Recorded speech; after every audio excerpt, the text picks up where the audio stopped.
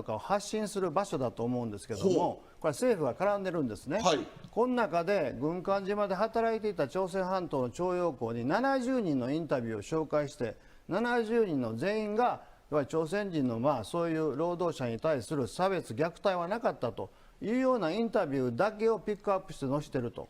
はい、でこれは明らかに政府がこの徴用工問題に関してですね、今までは例えば65年のさっき香港さん言われた65年で決着したのは、一応いわゆる徴用工問題があったという前提の上で、それはすでに65年で解決したということで日韓交渉が行われていたんだけども、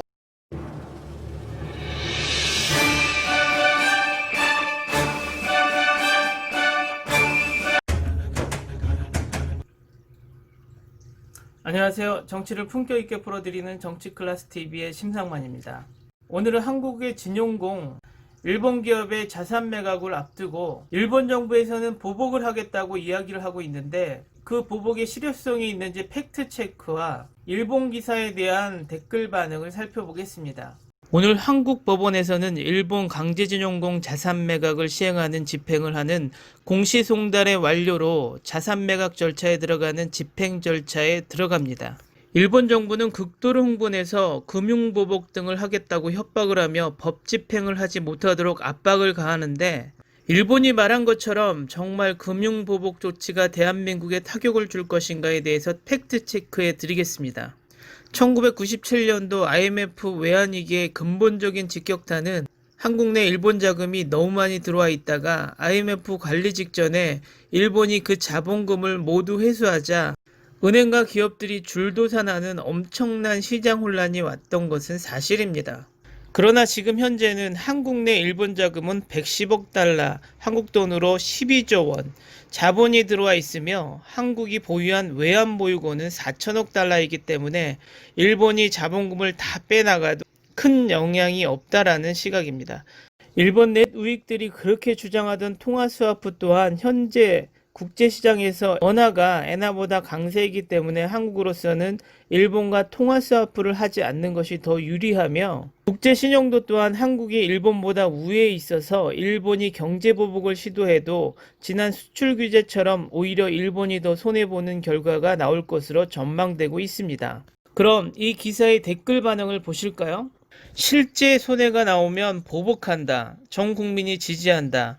무비자 여행의 폐지나 신용장의 정지, 통관 절차의 엄격화 등 취할 수단은 전부 다 가지고 가야 이제 일본은 도둑의 추가금은 내지 않는다.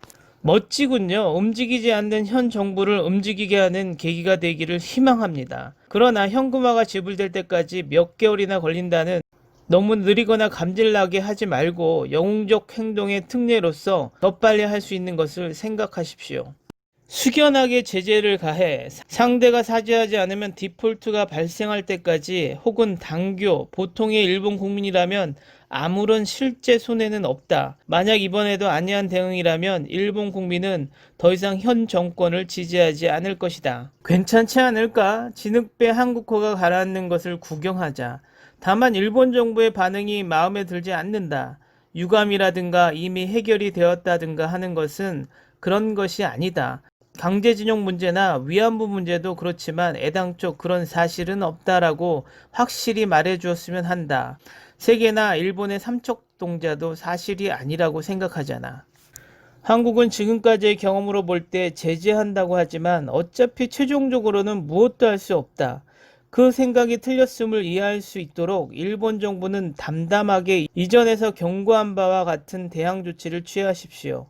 미래 영겁에 계속 뜯겨져 나가는 악순환의 사슬을 지금이야말로 끊어버리십시다. 한국을 두고 당교만 하면 된다는 얘기가 아니다. 중국의 뜻에 따라 소중화 국가로서 국교가 있든 없든 군사적인 것도 포함해 여러 가지 도발을 한다고 봐야 한다. 한미동맹과 주한미군이 억지력으로 작용을 하는 것으로 보는 시각도 있지만, 주한미군은 이미 한국을 지키기 위해 존재하는 것이 아니며 이를 인식하는 한국은 이때 전혀 주저하지 않을 것이다.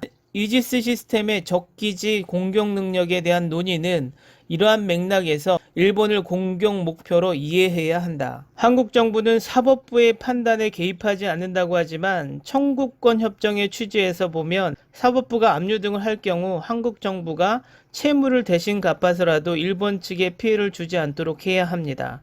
그렇지 않으면 협정을 맺은 의미가 없습니다. 행정부와 사법부는 별개라는 식의 논리는 핑계에 지나지 않는다고 생각합니다.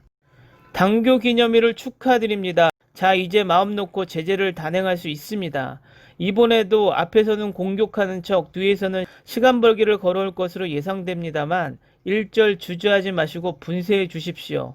기대할게요. 보복이라든지 하면 어딘가에 미디어가 또 떠들기 때문에 잠자코 실행에 옮길 뿐 업체들도 철수 절차를 빨리 시작하면 된다. 국가로서의 약속을 지킬 수 없는 것이 무엇을 의미하는 것인지 알아야 한다. 이 일조차 정부가 못한다면 자민당이라기보다는 일본 최조 총리 자리를 넘겨받아야 될 것이다. 오늘은 여기까지 하겠습니다. 오늘도 생활 속 거리두기 꼭 실천합시다. 여러분의 구독과 좋아요는 저에게 큰 힘이 됩니다. 항상 시청해 주셔서 고맙습니다.